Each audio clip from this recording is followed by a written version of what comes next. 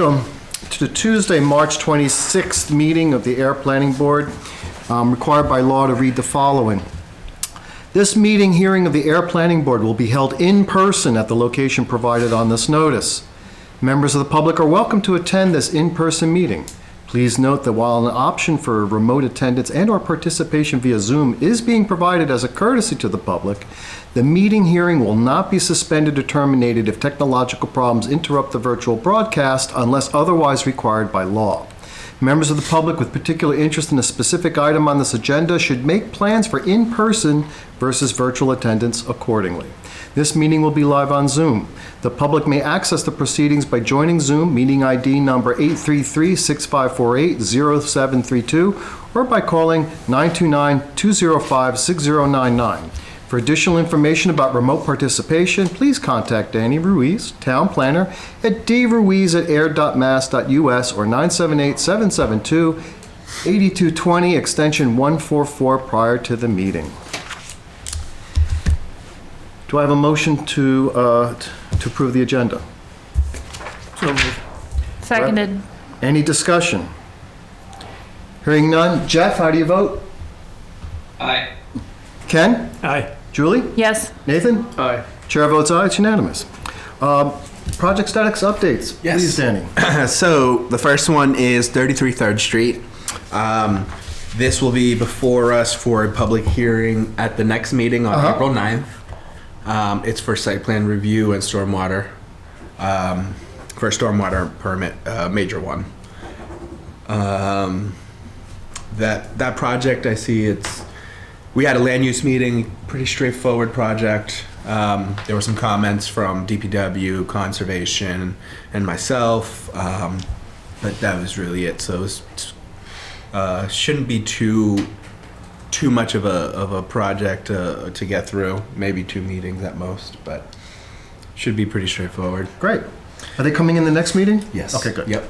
Nasoya Foods, they're also going to be here for the the April 9th meeting. It's a minor modification. It's not oh, can you hear us, Jeff? Jeff? Oh, great. It's okay.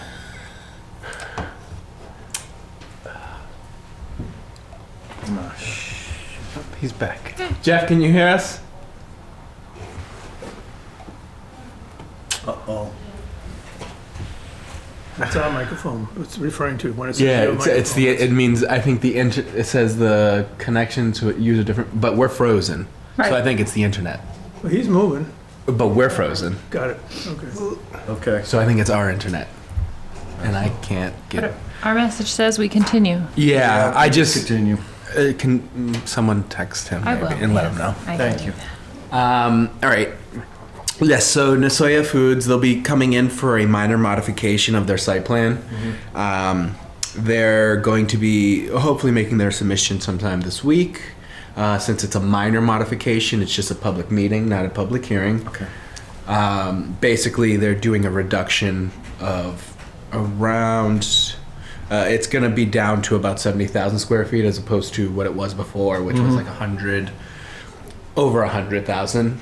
They're reducing the amount of building that they're going to be expanding, but they're not going to make any changes to anything else.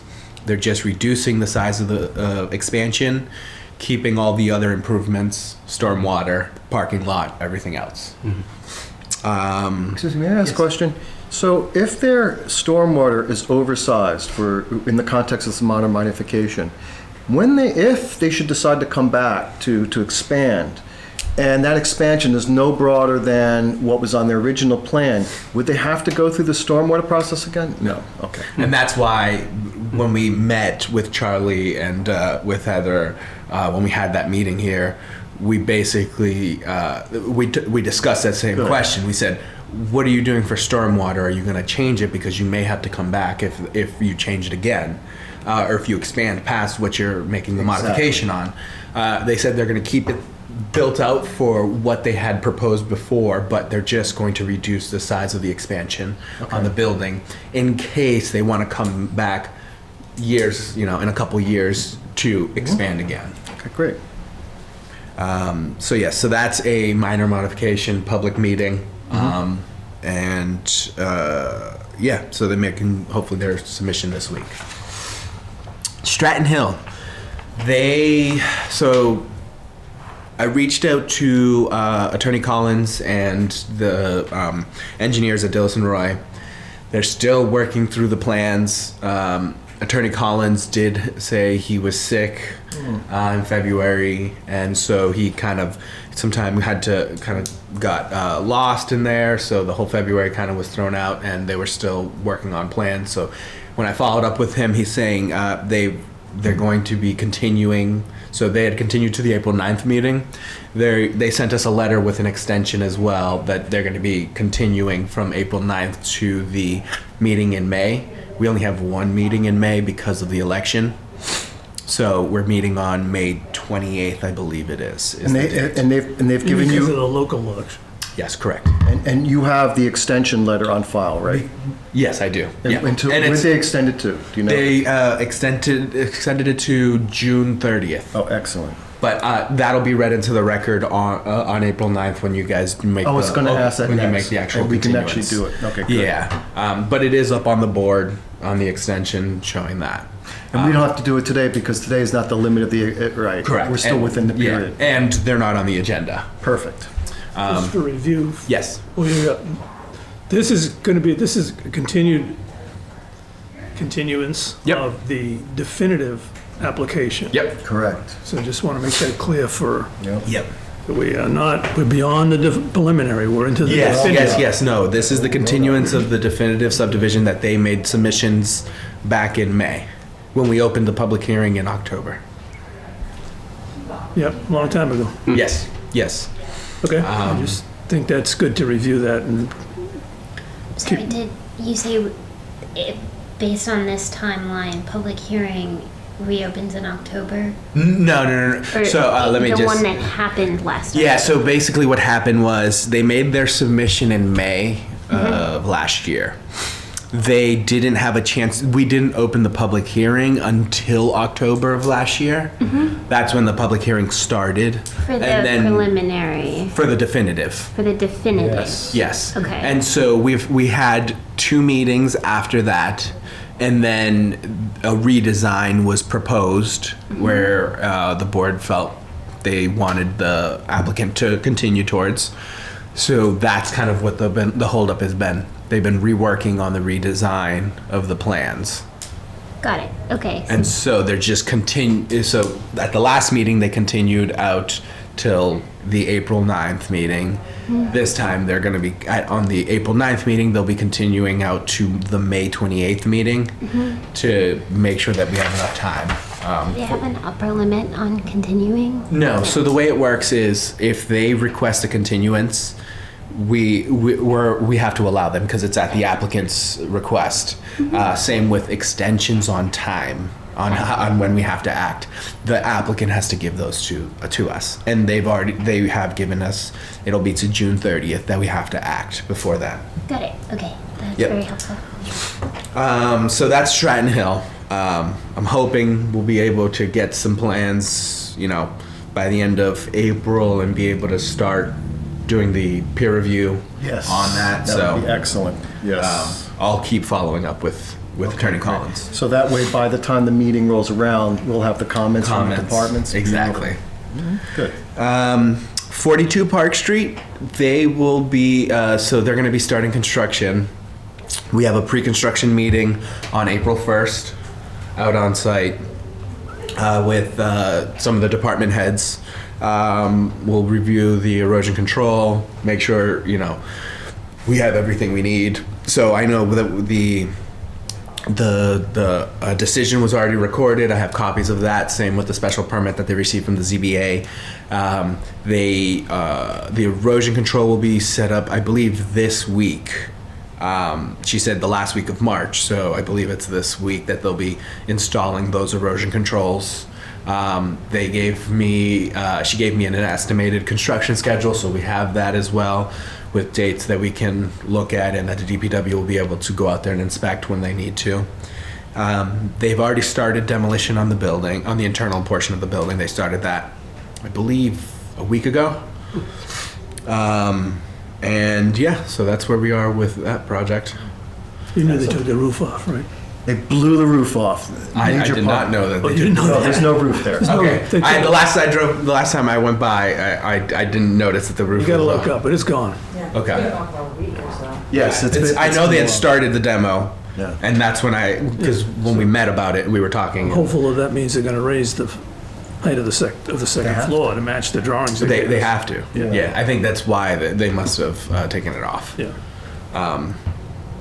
Yeah, and I know Alan wanted to take pictures of the internal of the fireplace and see if that they could keep it or some retain the fireplace that's in there. Okay. That's- Thank you, Danny. Any other projects that anyone wants an update on?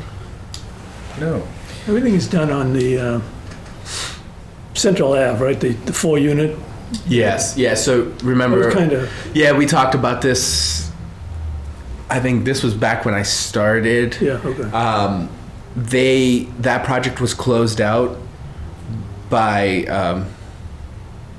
Must have been closed up by Charlie and everybody. So based on my understanding was the previous planner did not raise any concerns about closing out the project. Okay. And so Charlie closed it out. There was no as-built submitted, so that would have been something I would have raised. I think we would have requested an as-built. Yes, and it was not submitted, so Did a final walk around either. Yeah, That I can correct. remember. correct. We So- did one during the beginning, at the construction phase. Yeah. When they was doing the excavation and stuff, but we never walked it at the end. Yeah. So we don't have an as-built on file. We don't have any of that information. Charlie doesn't either. He obviously will have the building foundation file, like as-built, but other than that, we don't have anything on file. And since it's closed out, we can't require them to submit anything. All right. Never say never. So next, And we know the guy, right? It's Al, what's his name, Alex? yes. All right. I think that's his name. So next item on the agenda is the CTPC conference, which was 2 Saturdays ago at Holy Cross in Worcester. And Ken, Kathleen, myself, and Danny attended. And that meant that each of us had a chance to participate in 3 workshops each that day. And I thought it'd be nice to go around and share what it is we learned. Since I'm talking, I'll just go first. One of the things that stood out for me was a session that sounded kind of humorous. Laurel and Hardy go to planning school, and it was led by people that are very familiar to the planning community. Judy Barrett, the consultant, and what's her name, Bonnie St. Ange? Is that Barbara St. Ange? An attorney who's an expert in property law. What they did was a kind of quiz on tough planning and zoning issues. Like, for instance, non-conforming prior structures and what can be done. And I think the big takeaway was some of this stuff is so... No one in the... Let me back up. No one in the room got all the answers right, which is really interesting. And even at times, Barbara and Judy went back and forth. There was ambiguity in some of the answers. So the point I want to get at is, yeah, this stuff is difficult. And even for the experts, it's difficult. And I think that as going ahead, as we do our best, we get the expertise we can, but in the end, I think there's always that backstop of good judgment. The other sessions I went to where one was on climate resilience and what the state's doing, that had a little bit less applicability for us. And then the final one, I can't remember what I did. Which one? Wasn't that the one we all went to, permitting, Oh, that's right. serving affordable? Yeah, but you know what? I'm going to let Oh. someone else who attended You that went to talk that about too, that didn't one, since we all went. Yeah. I'll let someone else cover it. So we all went to the last one. last we all went to the last one together. Us 3 went to the second one together. Yeah. And then me and Kathleen went to the first one together. Yeah, I Oh, didn't excellent. realize we did everything. Yeah, we did. Who wants to go? Who wants to go? Who wants to go next? Let Kathleen go. Kathleen, do you have any thoughts on you want to share from CPTC? I really enjoyed it. First of all, I thought it was really great. I went to the site plan review one, and then the second one was the MBTA communities one, which the big takeaway from the MBTA communities one, in my opinion, was that learning, because that one had, correct me if I'm wrong, it was both people from the state, so the people that are evaluating the plans that towns submit, but also like consultants that are helping certain towns through the process. And so it was very interesting to hear from the people in the state, because with the MBTA Communities Act, there seems to be a lot of kind of perceptions around what it is and what it isn't, and is it a requirement to actually build houses? It's not a requirement to build houses, right? It's about zoning. And so that was really helpful to like very much even hear it from the folks at the state level. And so even just watching the attendees, the questions that they asked, and that was very fascinating. And then the other most interesting thing about the Affordable Housing Trust one, the big takeaway for, not the Affordable Housing Trust one per se, but the topic was around specifically a community that had a trust. Okay. But on the topic of affordable housing was that the overarching takeaway was that towns need to monitor their affordable housing units, because if you're not monitoring it, That's right. and that a home, apartment, what have you, kind of slips out of the affordable purview, it's very hard to then bring it back on to that. No. Exactly. Yeah, the gentleman to your right's mouthing, you can't bring it back. Yeah, it is, yeah. And they did raise gotta that quit. Habitat for Humanity. Yeah, that was another one. I checked on it already. Yeah, they said so. They said that they can't be counted towards their calculations of how many units of affordable. But I think it's because like you said, was the lottery. Right, so Habitat for Humanity does not run the lottery as required under the state's requirement to get onto the housing affordability, what do they call it, index, what's it called? The list of the. Yeah, ultimately, The SHI? SHI. Habitat for Humanity But there's an provides exception. housing. Right, but the exception is, I went right to Alicia on Monday, and it turns out that Alicia was the first in the state to require them to do the lottery. The lottery in order first. to get the land Yes, for the two-family out here. So Yeah. the units that we're putting up in the town of Ayer, I don't think the first one might not count, the one on Shirley Street might not have been in the same system. yeah. But the last, the one on. The ones two on Central are and the currently two on part. behind the town hall. And we believe the ones, if they go going through forward. the system, yeah, so that they will be counted on the town of Ayers, Yeah. SHI, what is it? And, Yeah, the SHI. and all affordable housing Stands is, for, all units are a good thing, but It's something. habitat housing. units are expensive. yeah. So anyway, that was really, we were sitting there in the audience and saying, wait a minute, they just told us that the habitat units don't count. And it was kind of a shock, you know? Yeah. But a well-known fact, I guess, around the state, everybody just knows that the habitat stuff, They're small they A. typically don't do it. They're small A. Yeah, Yeah. so anyway. Kathleen, did you finish? Or did, I'm sorry, I want to make sure that you had a chance. I think so. I think the other thing that stuck out. Oh, sorry, I contradicted myself.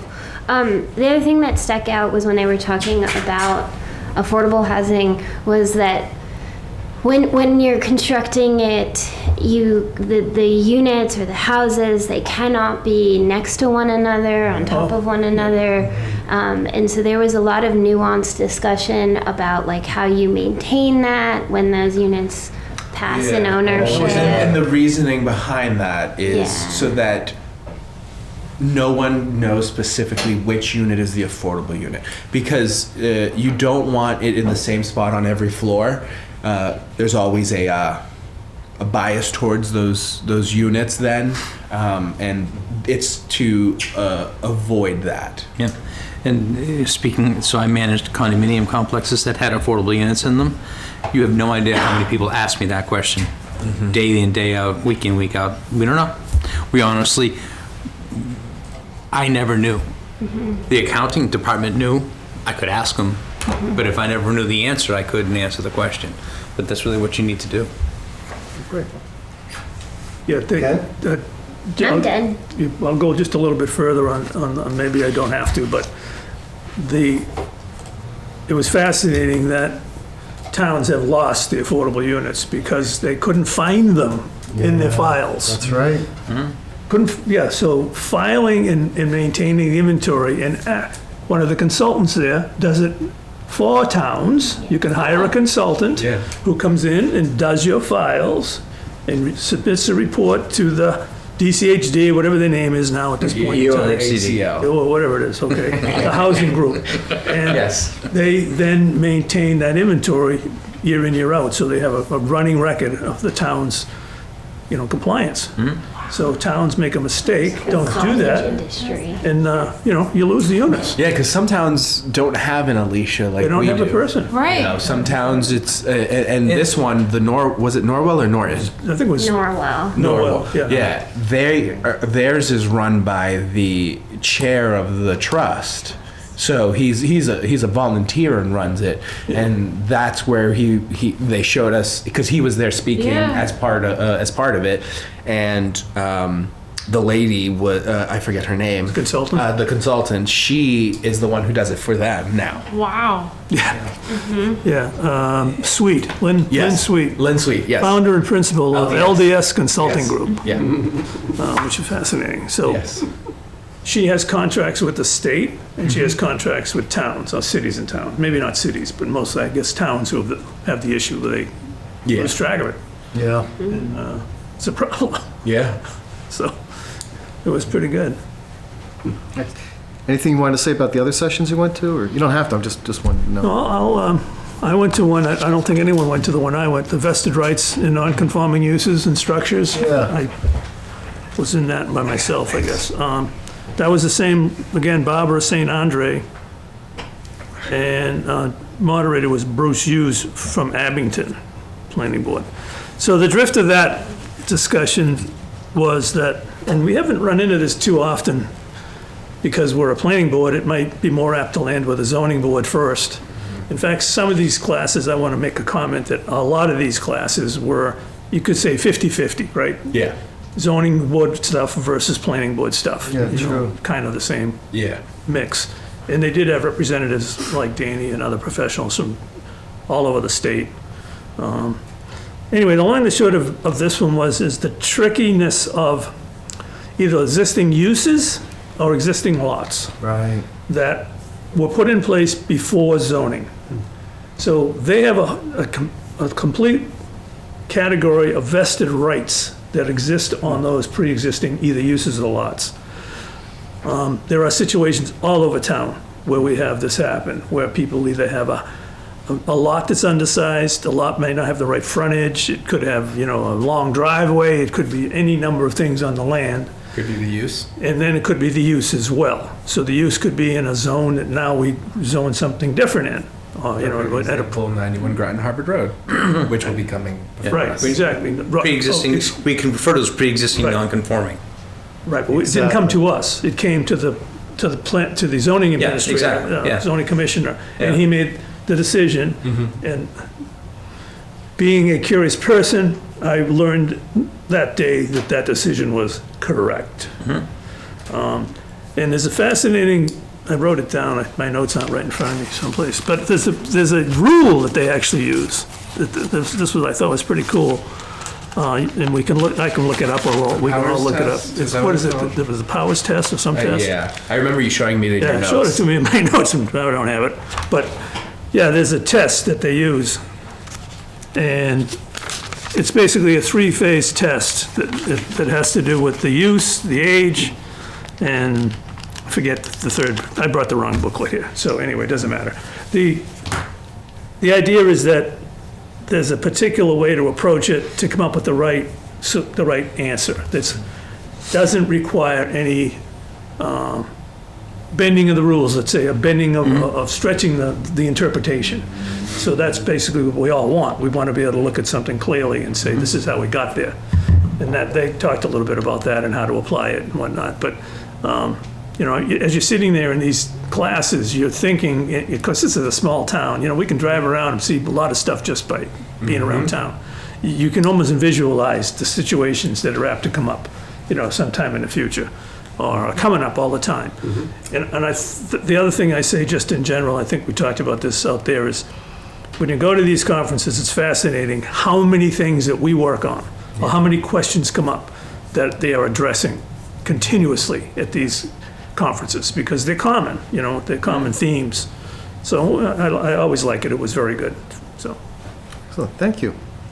Danny, any observations? Yes. I actually attended all the same classes as Kathleen, but the MBTA one was, I think, the most helpful for me, especially with us dealing with MBTA community zoning. The biggest thing that came out of that, at least on my side, is that special permits cannot be required within MBTA zoning. So this involves the flood zone. This involves overlay districts, any overlay district, land clear, any kind of special permit that you need for land clearing, anything like that for multifamily within our MBTA zoning, which for us would be the form-based code. Special permits can't be required. So the way this opens up a new question as to what they were saying was that most towns are having to address this through their site plan review by referencing the special permit criteria for the flood zone or any of those other special permits. If you want those to be within the site plan review for the MBTA zoning, you have to reference it in your site plan review. So for us as a board, we have to look at now how do we address that with our site plan review? Because our site plan review, we don't reference those other requirements from the other sections of our bylaw. So it's something that I've raised, and that we're going to start trying to have a meeting and kind of figure out where town council thinks. But I think some of the options that we have are, one, we can add some of those regulations within site plan review and just make it a reference of if it's an MBTA zoning, so if it's multifamily within the form-based code, these special permits that would typically be required are not required, but they have to meet those standards. I'm missing Yeah, something. it's not an actual. So you would, and this is where it gets confusing. Really So hard. you won't get a special permit for it, but you would make it a part of the requirement findings. as part of It's part of the filing. findings. So the question, so I asked the economic question. You have to rework Special the site permits plan. often cost more money. To apply for a special permit, there's often more hoops to jump through or more hurdles to get over. And I'm curious if it's the economic impact of a special permit. So I don't That think zone? I don't think it's the economic impact, because the economic impact, I mean, special permits, most towns aren't very expensive in the sense of the special Yeah. permit application, and most of the information that you need for a special permit is already usually required under site plan review. Yeah. For the most part, it's the Bureaucracy. exactly. It's the 4/5 vote. It's the discretionary portion of it. It's that portion of a special permit. So it's to take out the discretionary portion. It's so that multifamily is a little bit of it's streamlined. See, so what's interesting is, I would argue that most of the people around this table want multis or are multifamily favorable to a certain extent. Yes. So the 4/5 may not be as much of a challenge here. Correct. But seeing what's There's going some on in other others. communities, that may be. Yes. I get it. Yeah, but there are some things that go with special permits, floodplain and other stuff. And so that actually, are really that's important. the one that actually one that came is- up I got it written right specifically. down. Because what happens if we find no worries, don't even think about the floodplain, build it. Could be a floods. problem. And so actually, that's the specific one they referenced, because they're still working with FEMA to figure out. Try to figure that one out. Figure that one out. Because FEMA's, that will change. Yeah. The floodplain's changed once in the last 10 years here in town. Yep. And so this kind of opened up a whole new thing of now it's I have to run this by town council, and I had never heard that before. So I'm hoping this was something new that came up and not Yeah. something that should have already been addressed prior to the application being, us getting interim approval. Yeah. I don't know what happened, if it was after that it changed.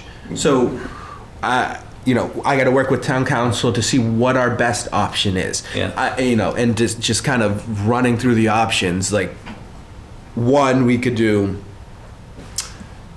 add those requirements within site plan review, which is, and then just make a reference that only for multifamily housing is this this is a requirement. And then, or you can do a whole different site plan review just for those multifamily applications. Can I? So Yeah. it gets quite, It's a quagmire. exactly. And excuse me, if I can interject, what would then be the deadline to making those alterations in order to meet the compliance by the end of the year? By the end of this year. Okay, so we would have to do all these changes, have that ready for a fall town meeting? So this is the thing. So because site plan review, our regulations are through the planning board. They're rules and regulations. We can do it's it. a public hearing. We could do a public hearing and just Yes, vote. so Okay. that part's not as, it's, Okay. there's no town meeting vote that we need to meet. Okay, good. But it's kind of planning all that out, making sure we've addressed everything that, you know, that falls into there of, you know, some sort of special permit. It's like how we really have to go through all of the bylaw and see where sections we require special permits. Some of those special permits triggers that we don't normally see. Parking. Yeah, parking. Well, that's all about parking downtown. Exactly. It's a special permit. It's They talk special. about that. I Interesting. want to follow up a little bit on this. Yeah. This pretty much was run by people from the state Mm-hmm. who were, in many cases, reluctant to answer the question. Yes. Correct. Okay? You would agree with that? Yes, right? yes, very. And a bunch of consultants. They mentioned at that meeting how much the state has spent in technical assistance. Mm. 6 million. 6.8 million has been spent so far Yeah. to implement these changes, okay? Because most towns don't have a planning board that's as efficient maybe as this one. They are really in trouble. Well, They can't they- figure it out. They have to hire, they gotta hire somebody. The whole thing is crazy. Other towns also have newspapers and other things that we no longer have here. Yeah, exactly. Which probably smooths the waters a little bit. I'm going to ask a quick question. This is turned up on the moderators. Moderators a back channel called the Gavel Line, and they're referring to it as HVC or HCV, Okay. the MBTA zoning. Do you know what the initials stand for? Did anybody call it something else? No. Okay, I've only ever heard it as the MBTA's. so have I, but it just showed up. That was yesterday. 3A, wasn't it? Yeah, Section 3A. Yeah. Well, it's like, But- yeah, but no, but- they're using, but other they're towns are using using an acronym. An acronym. Oh, okay. And I think it's a local town zoning acronym. I'll find out about that. Okay. Because it's really gaining speed. HCV? HVC or it honestly just started coming through. I could probably I can't look it up Yeah. because this phone's not working there. But it's really interesting. I mean, Westford canceled their town meeting last week. They had set it up for 1,200 people. They got 1,600 showing up. Wow. They have two issues on it: an override for schools And the MBTA and MBTA zoning. This is something that every town that is A football stadium-sized town meeting. Yeah. everyone who's an MBTA community and adjacent, They're freaked out. yes, yes. Arbor's freaked out. Yeah. Most towns, and they said this at this meeting, they said most towns have to rewrite most of their zoning. Yeah, they gotta do a big And- picture change. Yes. Big picture change. Yeah. And so we're actually very lucky. We're fortunate. We're Yeah. very fortunate because, and they were saying that, you know, there is a bunch of grants out there. They're just handing them out. But if you're They're a all com- eaten up. but if you're a community that has to be in this year, it's way Yeah. too late. They said Oh, yeah. there's no way you're getting it. Yeah. One of the fascinating things about the concept of the MBTA communities, remember, it's supposed to be relatively close to the transportation center. Yeah. Their concern, one of their concerns about the site plan and other land use, so the first thing that I've got in my notes here, must understand the underlying land use and what the land is. They don't want you putting it in a swamp. Yeah. They don't want this counting over here or this counting over there. So you can't zone over a swamp. Agreed. And say, okay, we've got the zoning done. they removed So it. there's things that have, I'll guarantee you, 50 to 100 things have come up after they wrote this thing. of course. That they weren't unanticipated consequences that came. Well, you Hold, gotta, Jeff, yeah, go I need ahead. to, I want to give the floor to Nathan. He had. Yeah. Thank you. You mentioned the intent to not have special permits in the MBTA communities is to streamline Yes. our towns, and is our town required to then write those regulations? Granted that there may be some that are very important to have, but are we required to write that back in to regulations to effectively create some of those hurdles that an application would have? It sounds like the intent is to clear those away. Yeah, so it's to really get rid of that discretionary portion of it. Yeah. So when we rewrite, if we were to rewrite our site plan review regulations, and we want to make sure that the floodplain, all those other special permits that we Sure. have within our bylaw, if we want to make sure that those are included for MBTA community, Yeah. for multifamily is really what it is, what they're talking about, multifamily applications, then we have to, one, rewrite it into our site plan review rules and regulations as a requirement that they need to submit this information, but the actual permit is not a requirement. If you get it's the semantics of it. It's like Yeah. the actual permit Right. is not required, but the underlying Wouldn't the issues. town be undoing the intent of the law? No, so they use No. it as an example. They actually use that in the lady who was behind us from there. She's in a Katie? the one. No, not Katie Lacey. The one that was that was sitting behind us, and she was from one of those towns that has no sewer. Remember, she raised that question. Townsend. Townsend, that's Yeah. right. Yeah, Townsend. So Townsend, Wicked hard to do she without used sewer. an example about how they're rewriting their whole bylaw and just making one site plan review with everything being referenced in it for this occasion. And the lady from the state was like, yeah, that actually works. Or you can make a reference within your site plan review of those requirements that are over here, so that you don't have to rewrite everything. Yeah.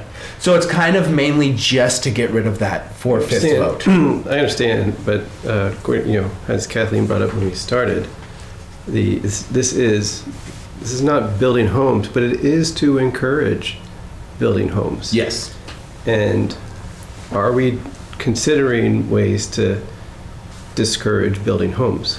No, I think what most developers are afraid of is not throwing money at and pardon the way I say it, is throwing money at an application and just saying, all right, whatever, it is what it is, because in the end they're gonna get way more once they sell it, once they build it, and all that.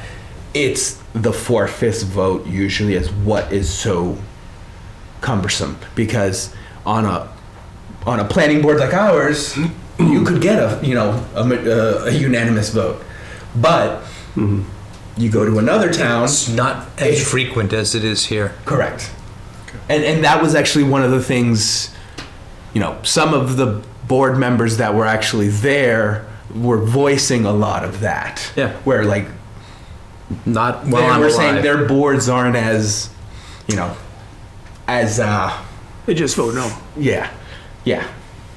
Not as Yeah. They're not as, They don't have the same view of the future that people on this board might have. correct. Speaking for myself only. Yes. That's I think fascinating. I'm glad you mentioned that 4/5 vote, because it's so easy to forget that. I'd like. The special permits require 4/5. Regular approvals are usually just a 3/5. Yeah, majority. the it's a super simple vote. majority. Yeah. So I would ask, just put it back on the table. I know we've been discussing this both in a working group, and we've discussed how we're going to handle the MBTA zoning between now and the end of the year. I still am open-minded to the change in the inclusionary for the area that covers the MBTA zoning, not for the whole town. If in writing our bylaws, that makes it easy, it makes it less, it gets us to the goal line faster. Oh, yes, yeah. We've actually. That's for the fall, right? Yeah, we had the We'll be working on that conversation. right away, And then. here's the issue. Our inclusionary zoning's got us in trouble at the 20%. We need to go to 10%. And there's a real discussion around the whole town or just the MBTA area. We're not actually creating an overlay. We might be, but I don't think so. We're not. By doing it that way, I'm not a big fan of overlays in any way, shape, or form. So, but I would like to keep that in the forefront as we discuss yes. it. And that's actually something we were actually discussing at this conference that came out of that. Okay. So Danny, to kind of sum this up, what are the next steps ahead for us to meet the MBTA requirements? I know we exchanged some emails. You could bring everyone up to date. Just like, what are we going to do? Yes. So right now, once we're through this town meeting, I'm going to start working on rewriting the inclusionary bylaw. Okay. Working on that. That shouldn't take me we have most of a template. The working group will meet about it and kind of go through that as well. So working on that, getting that rewritten. If for some chance we can't get that ready for fall town meeting, the alternate option is to just make a change within the inclusionary bylaw of 10% for MBTA zoning, which is the form-based code. Okay. So it would be a reference to 10% within those two zones. We're a well-run town financially. We rely and receive a fair number of grants from the Commonwealth of Massachusetts, and I think it would put us in a pinch if we end up in a situation like other towns now where the Commonwealth is not granting the money. Mm-hmm. Oh, they're dead serious about this. And so I fully think I will be able to get that written. Yeah. That's not I've written bylaws before. in way shorter time. Okay. So it's not something that I think is going to be too much of a burden. Great. Yeah. And then the next step after that as well is figuring out the site plan review on the special permit requirement, which is something that I've reached out to Carly and Robert and trying to set up a meeting with you too. Has another town done that yet? Has what? Did they speak of any towns who were successful in doing that? There's only three. There's There's only three that are done in the state right now. Yeah, there's Arlington, Lexington, and Reading or something in the Some- yeah. north of only Boston. Yeah. three are compliant right now. yeah, there's only like approved. 3 of them right now. There's 20 that have pre-approval, which I don't know why our name wasn't up there, and that bothered Was me. Fitchburg on that list of the pre-approvals? I don't know. Because and the reason is we're in the MRPC conversations, we're right there we're always grouped with Fitchburg. Yeah, I don't know off the top of my head. I wasn't looking for Fitchburg, but there was a list of 20 names of town names, and we were not one of them, so it kind of worried me a little. Okay. So, but yes, that's the other hurdle that we got to get through.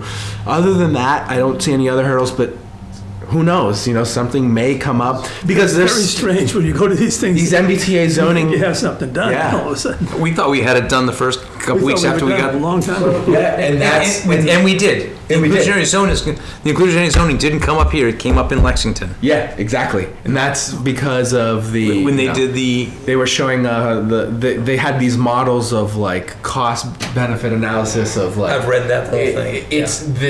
The model was it does some crazy stuff.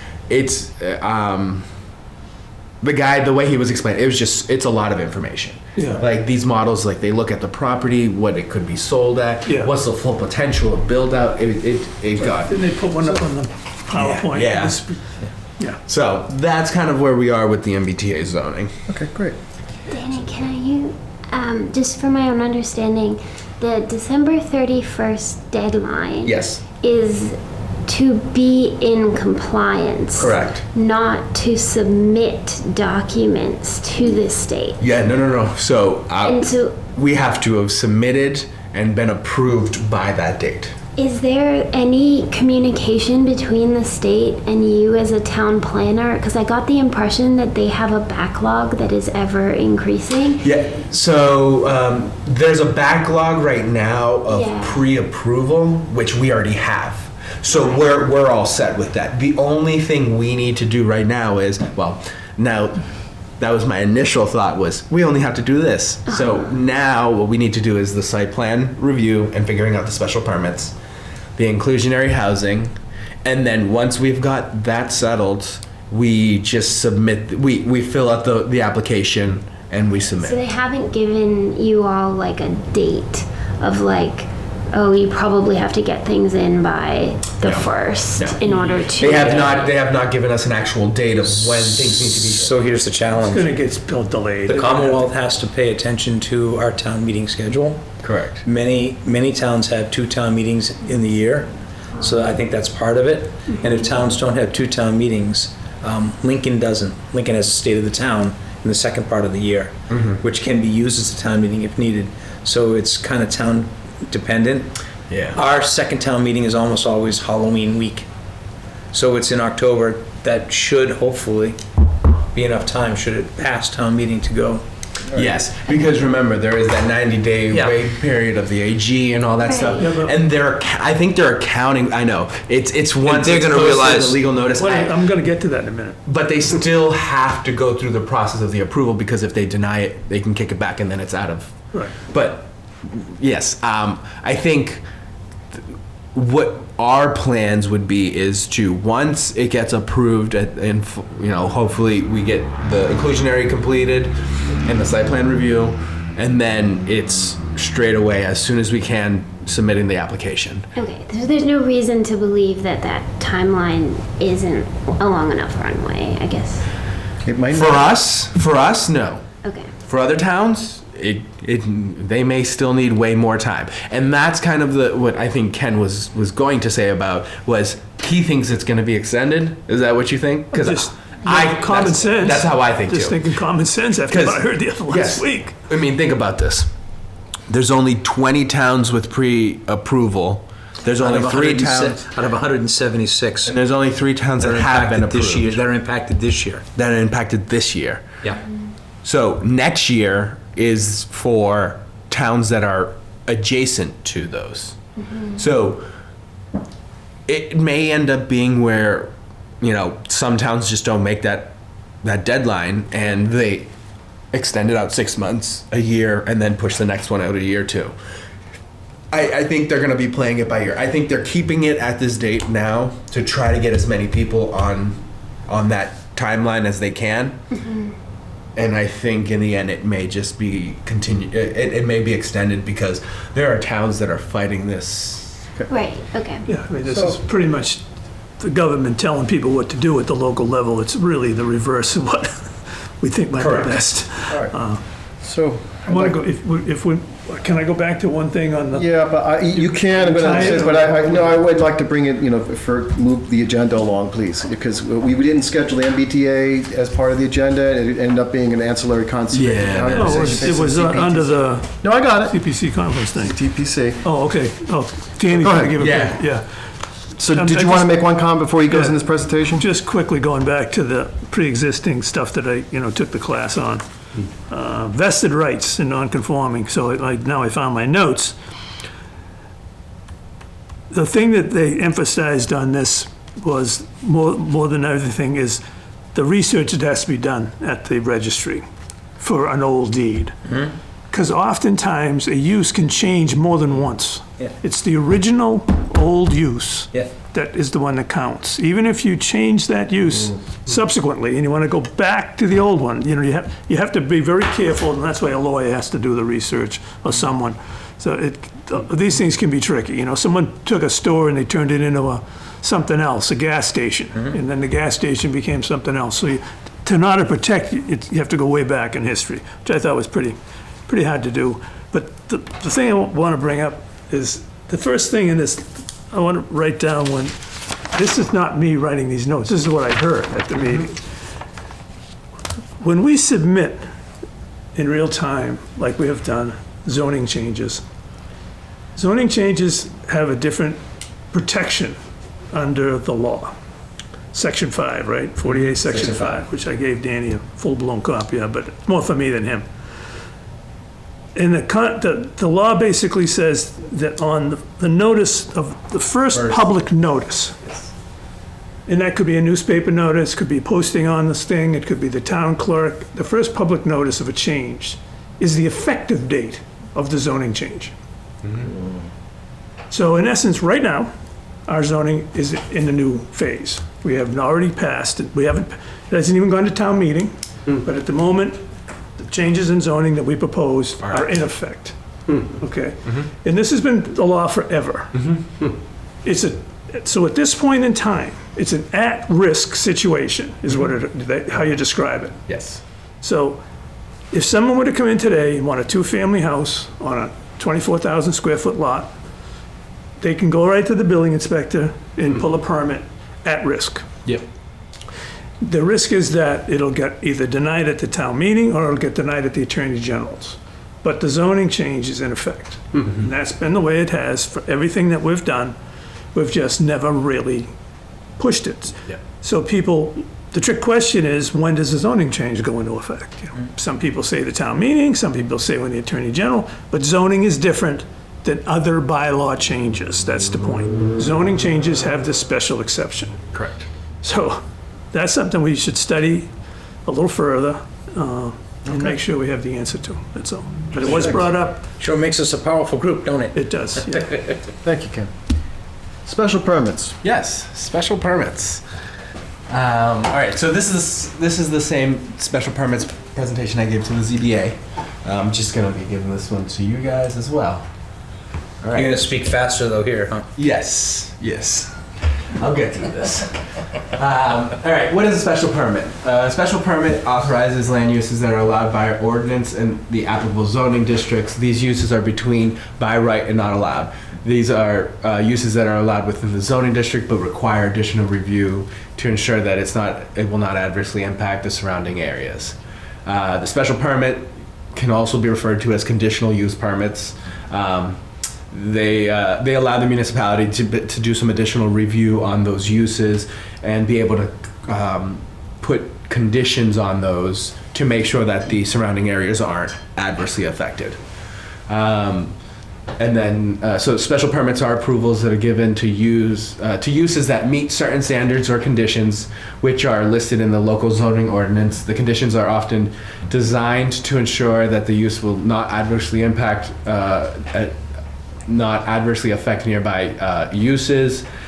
Special permits are commonly employed to protect residential neighborhoods against potential disruptive uses which might generate substantial amounts of noise, odor, or traffic, or which might use some other way to be incompatible with the neighborhood. For these reasons, you usually see it for gas stations and convenience stores within neighborhoods.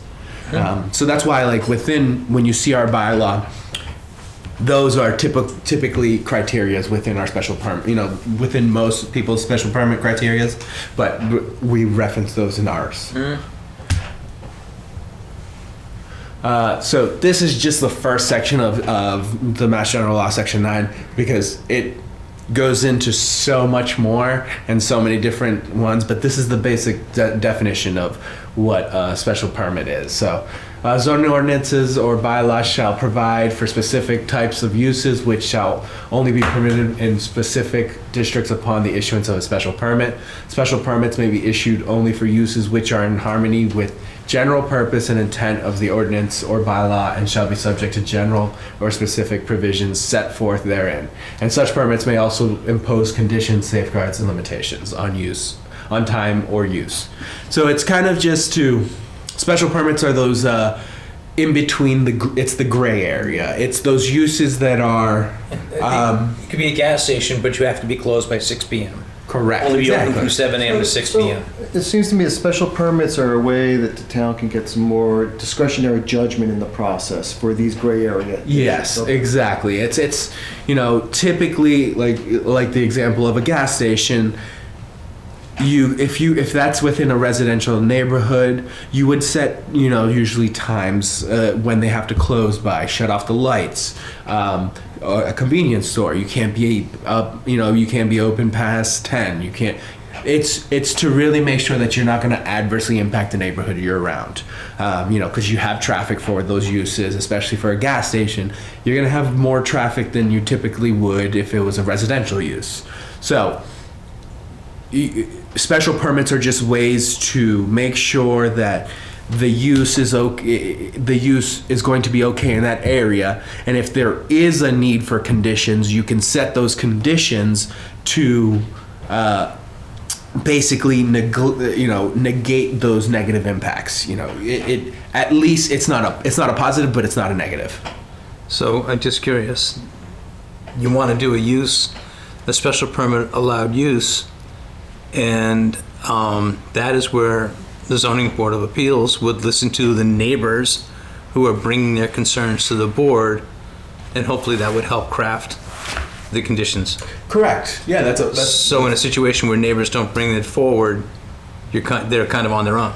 Yes. Okay. Yeah. So if you're reviewing a special permit, and some of the neighbors are think that due to the business, say it's a convenience store, I don't want it open past 10. We want to be able to go to sleep, and which is a valid reason. Yeah. Lights and all that stuff, traffic, people coming in and out. You hear that, you see that. So what you can do is condition it so that it closes at a relatively normal time, so that the neighbors aren't impacted. So this really puts the zoning. If this is under ZBA, it kind of puts them at risk, because if nobody shows up to complain about it, upon what do they stand? But there are special permit though has special right? Yeah. And actually, But I don't want to stop you from along the way. I'm actually gonna get right here in our bylaw. So this is our specific language in our bylaw, and this is the keynote that you have to make. Special permits shall be granted by the special permit granting authority only upon written determination that the adverse effects of the proposed use will not outweigh its beneficial impacts to the town or their neighborhood in the view of particular characteristics on the site and of the proposal in relation to the site. In addition to any specific factors that may be set forth elsewhere in the bylaw, the determination shall include the consideration of each of these following. Social, economic, and community needs which are served by the proposal. So basically just to preface, how each board, because planning board also has special permits, each board should look at this it's basically a checklist. It's one, does this either, is it a positive or is it a negative? And you go through each of these criterias. If it's a positive, that's a yes. You guys feel that it's a positive, so that checks the box. If it's a negative, that's where you take the next step and say, okay, so what is the negative here? Can this be conditioned to get rid of that negative? If it can't be conditioned to get rid of this negative effect, well, then that's a no. And so you just do this one by one, and you go through all 6. And so the key point on this is, because the way our bylaw is written, it says shall be granted by the special permit granting authority, it's based on how many of those. So if you have 4 out of the 6 that are in the positive, and say you have 2 that are in the negative, that permit should be granted, because the benefits of it outweigh the negative impacts. And so that's how you have to look at these. And you can, and it's not that each of these have the same amount of weight. And that's how I'll put it. Each of these criteria have the same amount of weight, and you can't add more weight to certain others. So Danny, In practice then, for each special permit presented to us, we should have findings for each of these six, Yes, right? yes. So that we're saying, the planning board finds that the Yes. social, economic, and community needs are served by this proposal. Traffic flow will not be adversely affected, et cetera, et cetera. Correct. And then you have the decision. But you Yep. need to have the findings mapped to the criteria. Correct. Okay. And that's how, and then so, I believe when I first started, I wrote the decision Decisions, for, I believe it was Nasoya, maybe it was, I can't remember exactly which one it was, but there was a special permit involved, and we went through That's each right. of these sections. I remember that. Yes or no. And within those, that's where you explain why it does and why it doesn't. You'll also hear Charlie talk about these when Charlie goes through a process. Yeah, yes, no, he was here, last meeting we had, Yeah. Charlie was going through a similar situation. Correct. It's a checklist, he uses it. Yes. Yep. Mr. Chair. Please, Ken. So I did attend the same presentation and probably watched it again, on the video that Danny made to other boards about this particular issue. And they struggled with that most recent statement that you had. They felt that they couldn't carry each of those with the same weight. Understood. They felt that they focused on one particular one with more weight. 3 and 5. No, 4. 4. That's what I think. And I just want to note that And 4 is the four most is the one that's, subjective. thank you for saying that. Yeah. That's what I was just gonna say. It's really tricky. And that's a terrible explanation of something, because we cannot define neighborhood character. Or Correct. social structure. And It's hard. so Yeah. this is where that But it was a discussion about not enough water. the ability of conditions comes into play. Yeah. Because whatever, let's say if the characteristic of the neighborhood is they have, they're all ranches, or they have a certain design. You can condition it so that, is this condition of like, it has to have this kind of look, has to have, That's a challenge. Yeah. So, Form-based code. there are some areas where those conditions can be implemented, but there's also some of those areas where those conditions can't be enforced. Like if you want the garage on the back side of the house so that, you're not parking in front, you could drive up and then you're driving into the back. That can be conditioned. There's situations. I'm sorry, I didn't mean to cut you off. No, there. yeah. Nathan? In our town, aren't special permits enumerated? I'm sorry, or what? Enumerated. Meaning that there are only certain categories of Right. special permits. Yes, So there isn't a special permit for the style of the home, correct. right? If that were in our bylaw, then the style of the home would have to go through these 6 things. But really, when you apply for, when you make an application, there are only a limited number of special, of types Correct. of special permits that you have to be concerned about. Correct. It's not a wide open field. Yes, you're right. It's more than. And you're right. It is more than most people think. We just don't really see them very often. Right. But like the only example, and here I have some examples up here. So some of the examples that you can set are the front, side, rear yard. They can be greater than the minimum required by the bylaw. Screening buffers and planting strips, fencing, walls, stuff like that. Design installation of lighting, that's definitely something that can be conditioned. Dark sky compliant, making sure, it has, those kind of looks. The light is not an LED light or, those kind of things. Limitation on size, number of occupants, method, time. So that's more for like a restaurant. Like if you have a restaurant and you want to cap how big it is, you can do that. But remember, you have to have a valid reasoning Yes. behind the condition because if they appeal it and there's no actual reasoning behind it, it will get removed. So Danny, one of the things I'm thinking of when you're talking about this is that a defensible decision will have findings rooted in fact and reason. Correct. Right, and of course, there's always going to be ambiguity, but as long as at least we have something that we address them and have facts and reason, it's more defensible. What's not defensible, in my understanding, is if we have 15 people, neighbors, abutters show up, and they're just unhappy with it, it's not defensible to make the decision based on, well, a number of the neighbors are opposed. That's not a defensible reason for Correct. declining a special permit. Correct. And that was actually raised at CPTC, Okay, I just- that is not a valid reason to deny an application. This is where you would find a condition.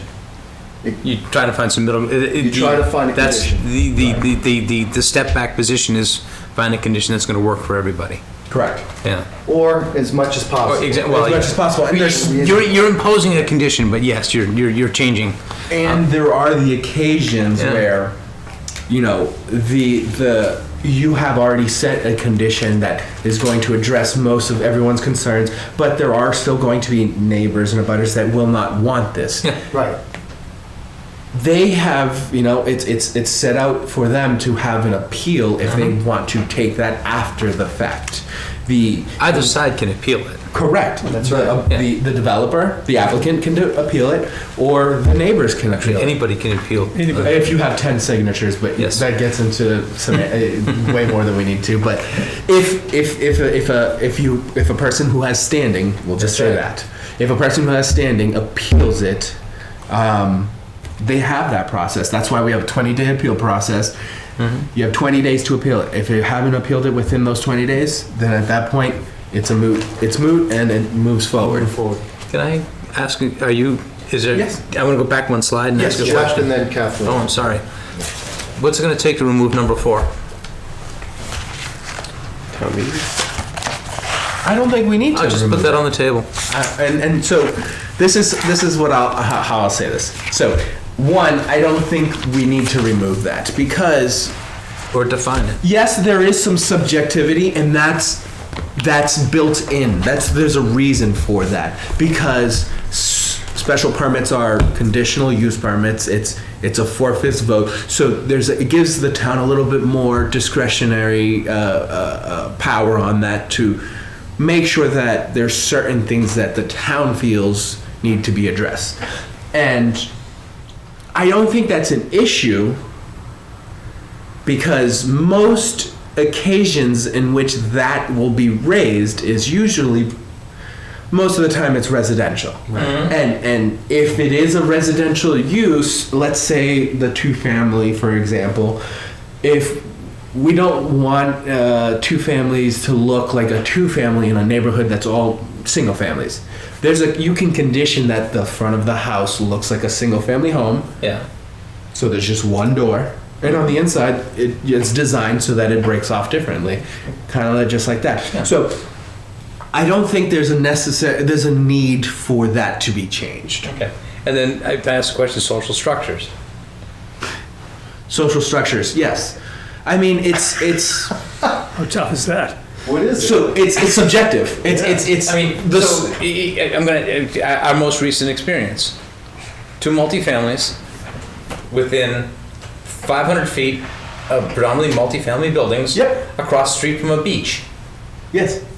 Multi or On that. Across the street from a beach. two family? Okay. Not multi. And Yeah, that's 2 families. 2 families, excuse me. Single entrance, 2 families. Okay? And the 6 entrance multifamily that's Right just next up to the it. street. Next door. The social structure of the beach, how does that impact? I mean, honestly. So I'm leaving So on the the table. social You don't have to structure. answer the question. I mean, just in that example, the social structure of the beach does not play a part into this. I would say Okay. the neighborhood character. I could say, you know, maybe the beach plays into the way of how families interact with that area, but I don't see how that could be an adverse impact. There is no. That's exactly what I was saying. Yes, there is no adverse impact from the beach on those units in that situation. Yeah. And if there was, we need explanation of what is the adverse impact and can we condition it to give them relief from that adverse impact. Kathleen, you had something to Yeah, want to I just say? have 2 clarifications on the conditions. Yes. So can, and perhaps this just doesn't happen, but can an applicant appeal a condition? Yeah. Yes. Just a condition, yes, so- and not the, No, so the way it works is when you appeal a decision, you're appealing the whole decision, Okay. but you specify which sections of the decision is what you are appealing. so you could theoretically say, I don't know, the timing of the gas station, like this is just, we want to build this, but this condition is so onerous, we're going to appeal it and try to strike off that condition? Yes. Yes. Or have the condition modified. But can you strike off the condition without striking off the special permit in that instance? Yes. Yes. So the way it would work is, let's say the applicant appeals the decision. He would then take it to, I believe our process is the zoning board first. It goes to the zoning board for review from there and through It depends on where it's. Yeah, exactly. Depends where the decision was It made. depends on the decision. So it's like some is zoning board, some is to the state. To Go to the Superior It Court. goes to Superior Court. So depending on the process, what you do is you're going in there to tell them, okay, this condition is too much. Basically, it's too onerous on this, and doesn't fit the special permit and the decision. And you need to. What they'll do is they'll go in. They have to prove why. They have to give an exact. Most of the time, if it's a time, like if it's, we have to close at 8 p.m. Like. That is, they'll go and they'll have to give examples of, well, why is closing at 8 p.m. versus whatever time you want to close too difficult for the business. So you give, I'm sure they'll pull out how much money they'll be losing between those times. But is that a live process? Like you have a gas station and it's built and it's been in operation So you wouldn't be able to, years. you wouldn't be able to build it without the special permit. Right, but you build the gas station with Yep. the permit. Yep. And then, after running for 2 years, you decide that this time condition is too onerous. No. So you can only 20 days. appeal within 20 days. So that condition is in, the gas station is built, Yep. and they have no recourse to change that The only recourse. What happens is Always different in the recourse. real world. Yes. There's always recourse. There is recourse. The only recourse you can do is to come into to whichever special granting authority it is, and ask for a modification. So, which goes through a public hearing, legal notice, all that. You can come back in, present why you want that. If the board feels, okay, that is a viable reason as to why you want this amendment, then the board can make that, can approve that. But it's still a supermajority vote. So you still need a 4/5 vote. If 2 years down the road you feel that condition is too onerous and they come in and deny it, then at that point it gets a little confusing Get a now, because lawyer. now you got to take it to Superior Court, and then it's like all these. It's a lot. It's very difficult. You don't typically see that. Is Yeah. what I'm Yeah. saying. However, on the obverse, not the opposite side, but the obverse is, something happened in the United States worldwide in the last 4 years. All of a sudden, we gave restaurants permission to use public space to serve. Guess what's still out there? Restaurants using public space to serve. Not a single planning board or zoning board of appeals was approached and said, boy, it's onerous for us not to have those tables out front. Can we keep them?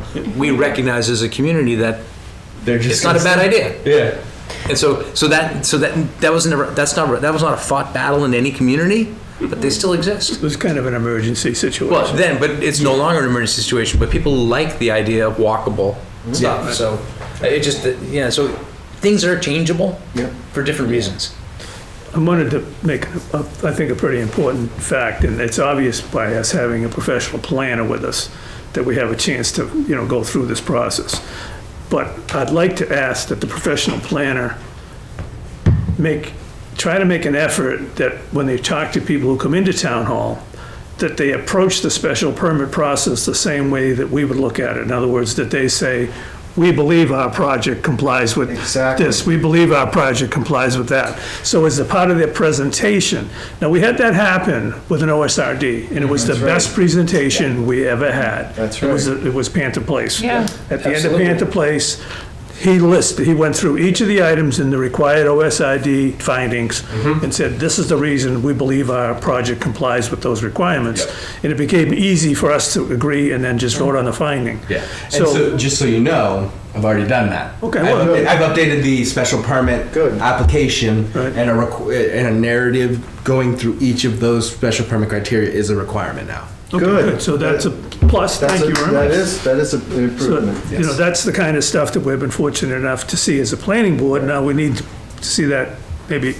And that on is, other boards. yes, and that is something that I have been in discussions with, for other boards as well. Yeah, Right, okay, good. it's comparable to what we asked about waivers, a similar thing. The onus should be Yes. on the applicant to Right. demonstrate why, not on us to say why not. No, you make the case. Right. Applicant, what's the And they'll be case? willing, they're easily willing to do that, because they just want, they just want the information about what they need to give us Yes, in and their, they'll do it. in the presentation, Yes. and then they'll turn ahead and do it. Go right ahead and do it, excuse me. So anyway, that was my thought, thank you. Did you have any other questions, Kathleen? I thought you had a. There was one about the enforcement of this. So say you make a condition Yep. and it is violated, Yes. So. either during the construction process or in like the timing of the gas station example. Yes. What And- is the recourse on that. So typically the way it works is depending on what, so the way it always, so the building commissioner, he is the zoning enforcement officer. He is the one who makes the enforcement. So depending on the stage at which you're talking about, construction or post-construction, he's going to make that determination, but the enforcement is different depending on what we're talking about. So if it's during construction, it's a cease and desist. You get shut down, and it's making sure you get into compliance. If it's after the fact, that's where fines can come in.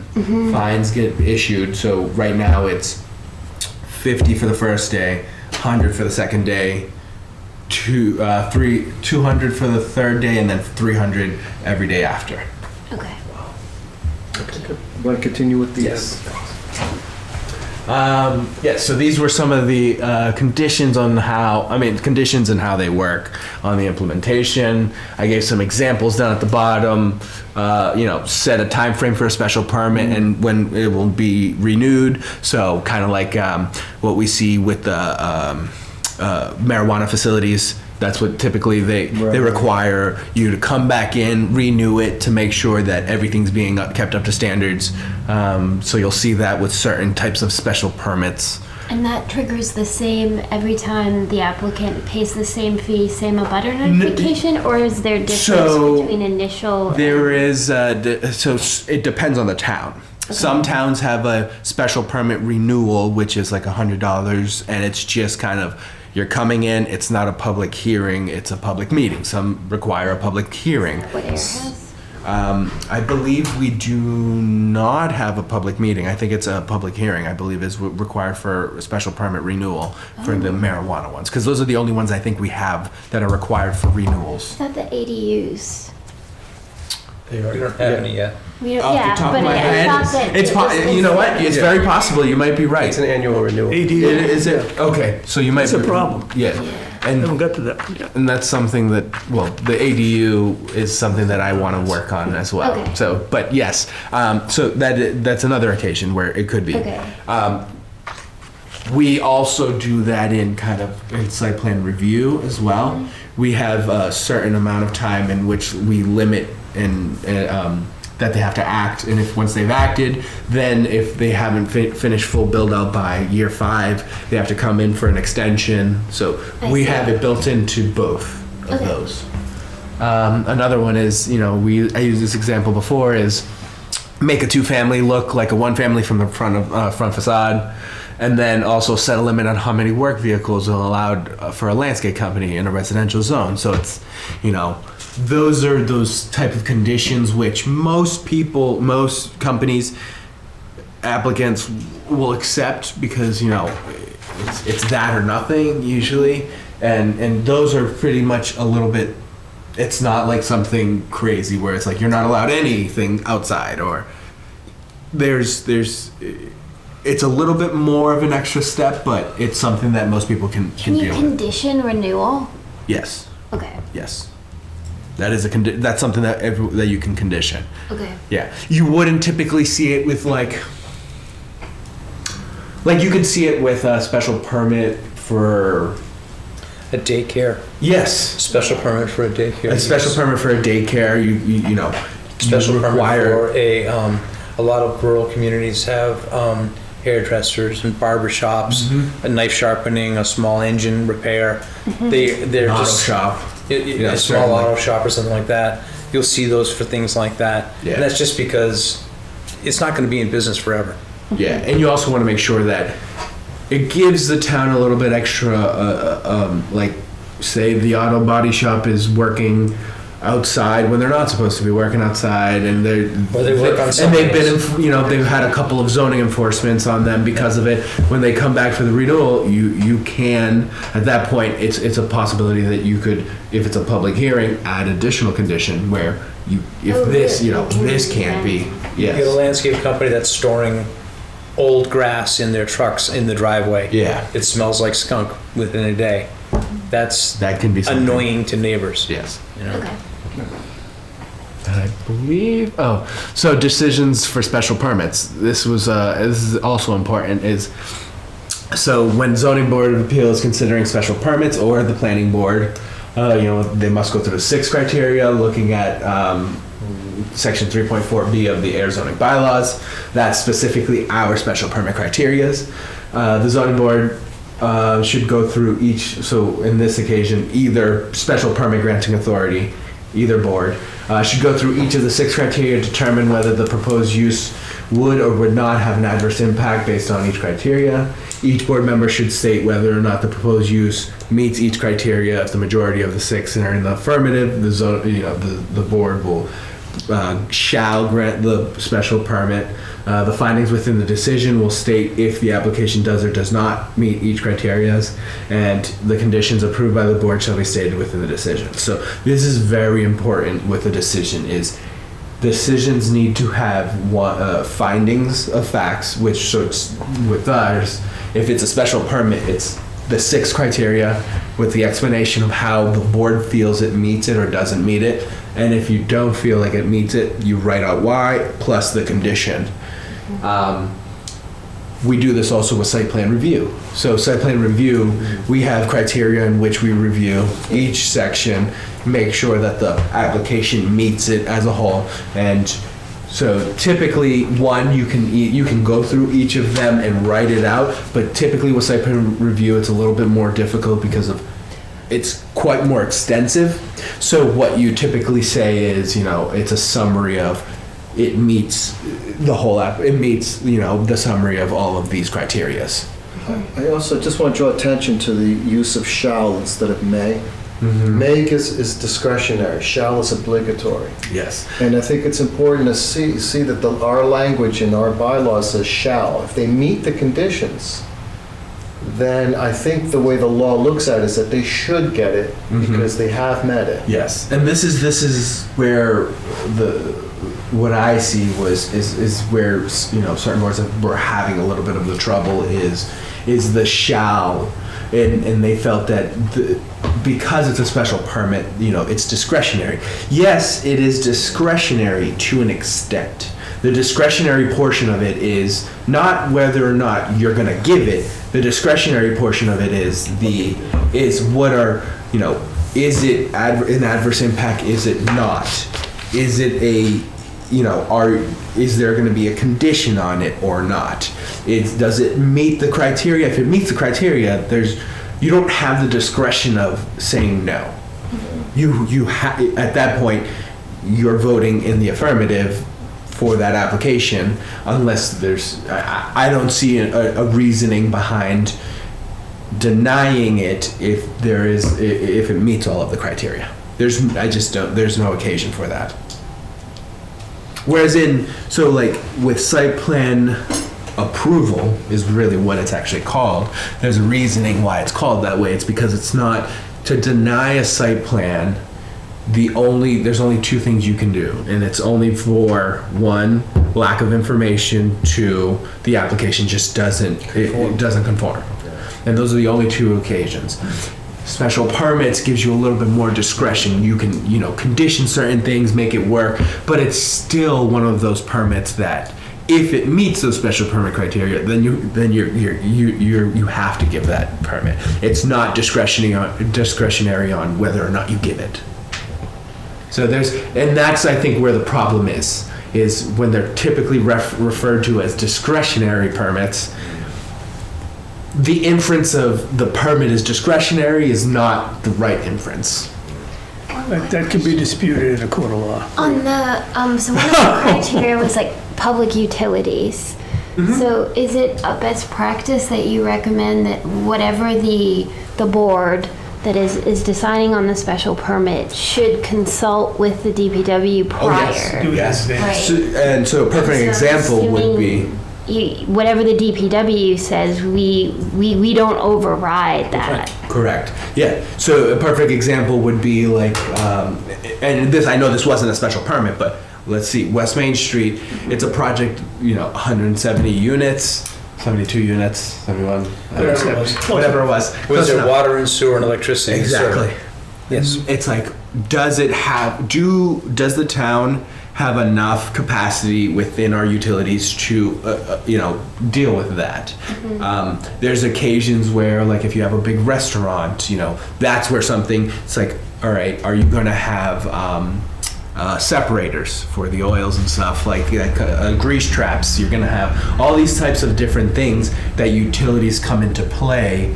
Those are considered utilities, electric, water, but there's also other types of utilities that will come into play.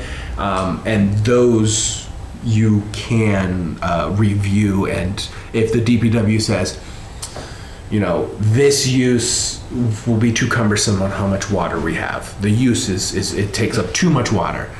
That is something that you can look at, and at that point, which I don't see any occasion where that would actually happen.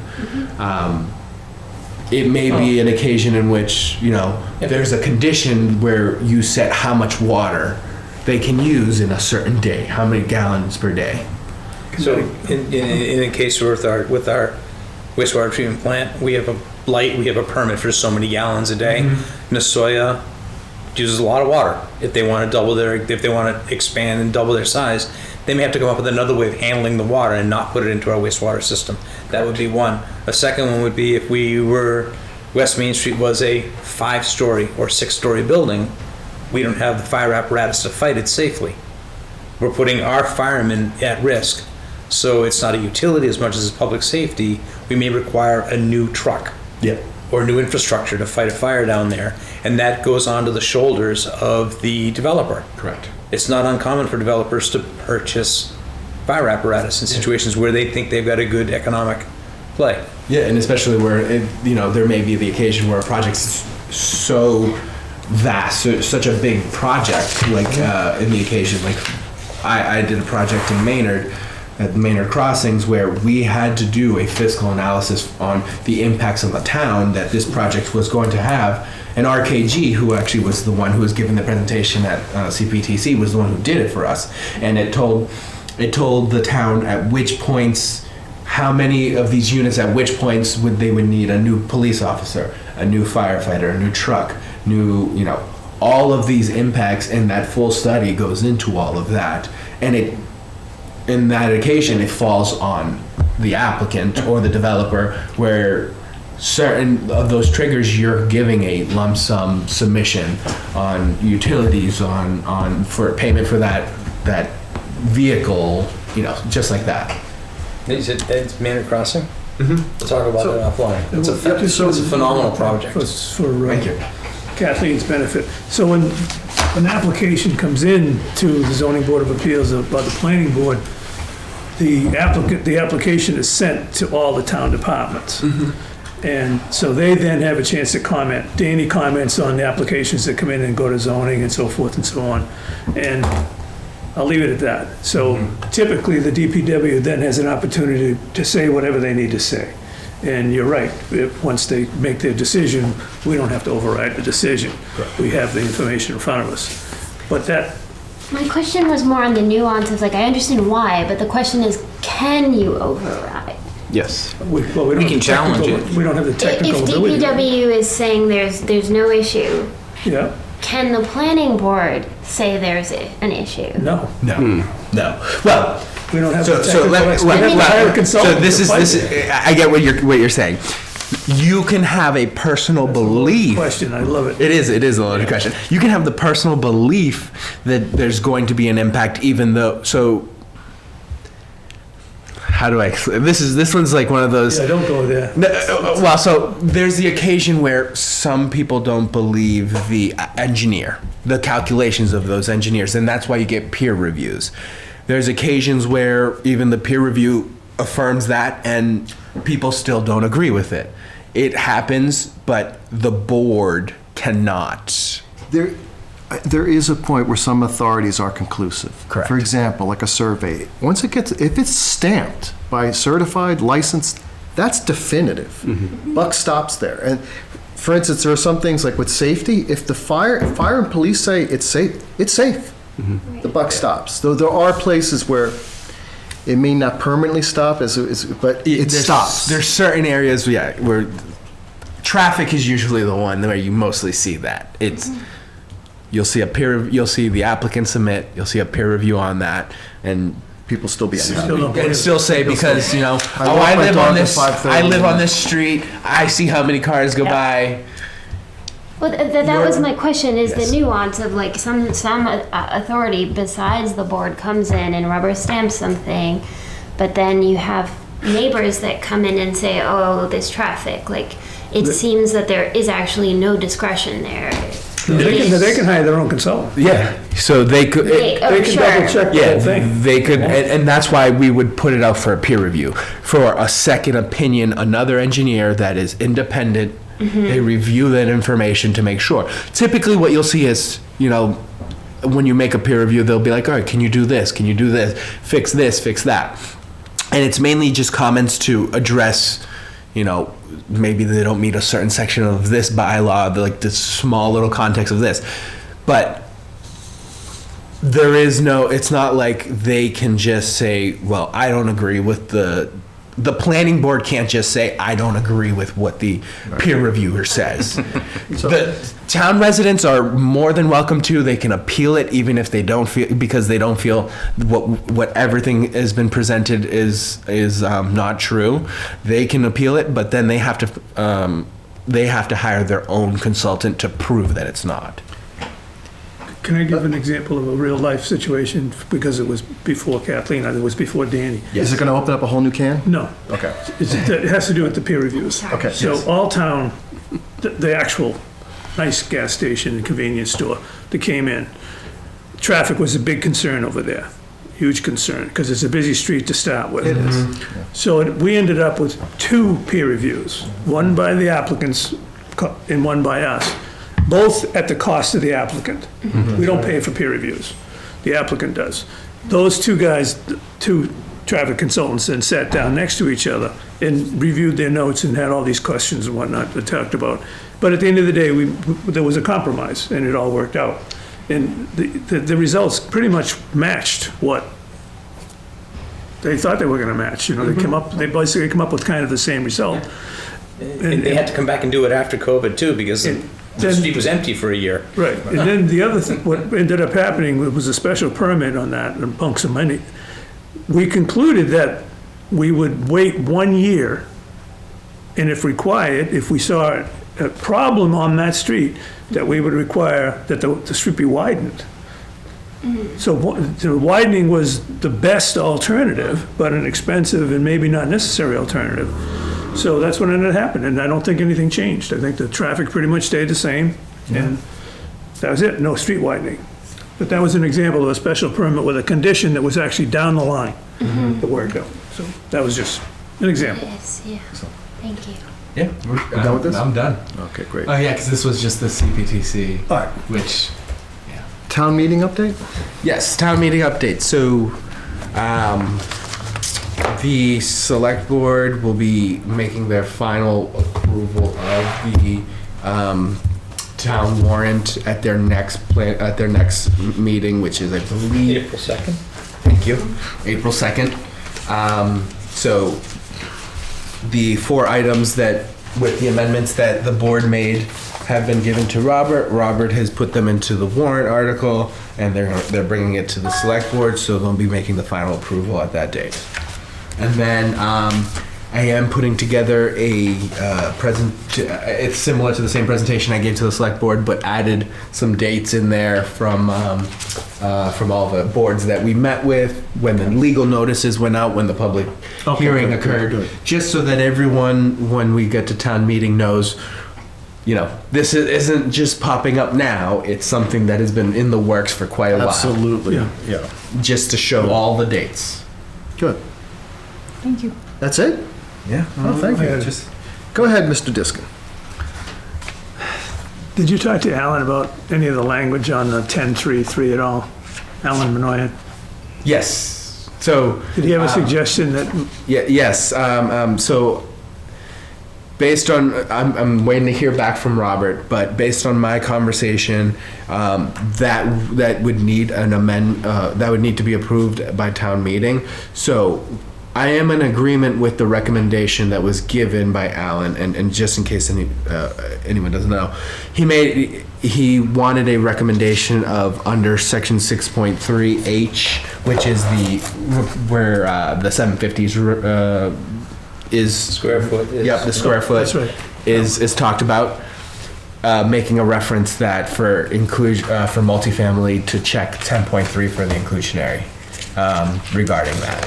So it is a good recommendation, but at this point, we've already approved the warrant articles and have moved it to town meeting, so we can't make any amendment. This is something that we can do in the fall. It's not a big deal. It's not something, it's just mainly a reference note that he wants to add, which I don't see any issues with, which we can do in the fall. it was a way to make sure a person who reviewed the zoning board, when they were in this section of the 750 requirement, would see a small note at the bottom that say, if I you build, understand. go over here and look over here. Yeah. I understand. Okay. In our working group, though, we were told that a different section is a different warrant article. Correct. Yep. Yeah. Correct. Yeah. Thank you. We have a motion to approve the March 12th, 2024 minutes. So moved. Seconded. Any discussion? Hearing none. How do you vote, Mr. Diskin? Aye. Julie? Yes. Jeff? Aye. Nathan? Aye. Chair votes aye. Public input. Hi, welcome. Was there a particular issue that you were interested in? Perhaps giving a ride to my husband. That's Mrs. Nathan.